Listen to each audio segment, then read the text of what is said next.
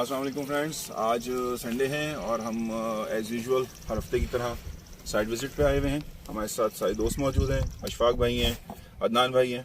अब हम यहाँ पे विज़िट कर चुके हैं, तो इनके कुछ जो कहते हैं कीमती आरा से हमें आगाह करें, कुछ इनके रिव्यूज़ लेते हैं। जी अदनान भाई, क्या कहेंगे आप? ये अच्छा सेक्टर है, सामने नॉर्दर्न बाईपास है और सेक्टर 54-53 इन्वेस्टमेंट के हिसाब से अच्छा सेक्टर है। जी अशफाक भाई, आप क्या कहना चाहेंगे? जो कुछ विजिट किया है इसमें माशाल्लाह काफ़ी अच्छी लोकेशन सामने आई है और ना सिर्फ फ्यूचर बल्कि मौजूदा दौर में भी ये अच्छा एक कामयाब प्रोजेक्ट जा रहा है। और इंशाल्लाह सबसे बड़ी बात कि इतने कम कीमत में और पक्के प्लाट जिसमें गवर्नमेंट की डॉक्यूमेंटेशन है वो मौजूद है यहाँ। चलें फ्रेंड्स, अब हम ऑफिस की तरफ निकल रहे हैं।